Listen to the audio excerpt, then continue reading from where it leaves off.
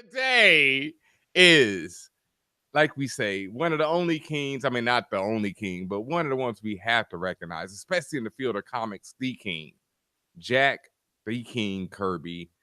Today is his birthday. Salute to that man. August 28th. August 28th, because you're probably listening to this at some other time in the space-time continuum. So who knows what's happening in your world? But right now, August 28th is Jack the King Kirby's born day.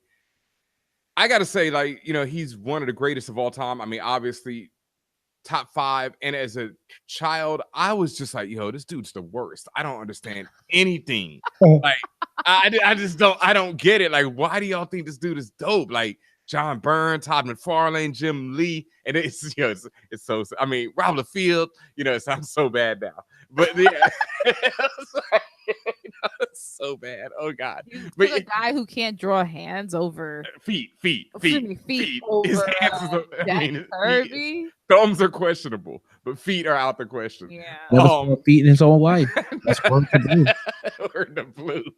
No, but Jack the King Kirby, if you, like me, were one of those people who didn't understand, if you've seen Thor Ragnarok, if you've seen Guardians of the Galaxy, you've seen Jack the King Kirby. All the costumes, everything in the background, especially in Thor Ragnarok, that's probably the first movie that really, shout out to Combat Jack, rest in peace. He said it himself. He was like, because he's a huge Jack King the Kirby fan. And he was like, that's the first film I've ever seen out of all the comic book movies ever made that had Jack's work on screen like that. Wow. So, if you appreciate how all those bright colors, even the backgrounds, all the structures in Ragnarok are really Kirby-esque. And that's the thing. He's one of the few artists who has, an adjective after him, Kirby-esque. And people instantly know what he's talking about. So, salute to that man. Happy born day. Thank you. Speaking of born days and people we got to give thanks to, though. I mean, man. Oh. Eddie the Factory Murphy over here. We have to make mention of this man because this is just ridiculous at this point. Yeah. 5 rats times 2. Oh shoot, that's different math. That's new God math. That is different math. That's a lot of racks, though. That's Terrence Howard math. Yeah. Yeah. Oh, wow. Yeah, back to the point. Eddie Murphy is expecting his 10th child. Clap that. And you know what? I thought he was old in this for some reason. This man is 57. And his oldest child is 29. Okay. So how was he when he was just starting to pop them out or starting to bake in the oven? They just don't stop. Like 18, yeah. I mean, Eddie Murphy was the youngest ever to do Saturday Night Live at the time. He was a superstar at a very young age, had paper out the, frizzame. And, what else you going to do? The Walder Frey of the internets. Oh, my God. Minus the cest. Yeah. Minus the cest. That's a lot of damn kids, though, man. At what point do you say, yo, you know what?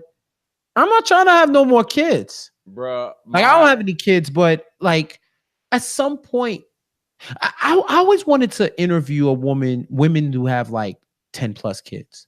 My grandmother. Why that man still touch you? But these that's a lot of damn kids. Like that's like the pain and the stories that I've. But Jeff, my grandma had 10 kids actually. Yep. Salute to mine too. Like I said, back in the day, that was kind of the thing. But at least in this, they just be having wild kids. Yeah, my grandmother had kids too. But see, this thing, his kids is spread out between like 3 different wives / partners. Yeah, that's true. That's true. So that's the G. You distribute them. I guess it's like diversifying. Your bonds, Wu-Tang. Diversify your bonds. not the W. Yo. And Ben threw it like an old head too. Woo, tag, woo, tag, woo. Come on, man. You gotta remember the Dave Chappelle when the white dudes is doing it. You don't remember that joint? I don't remember that. What?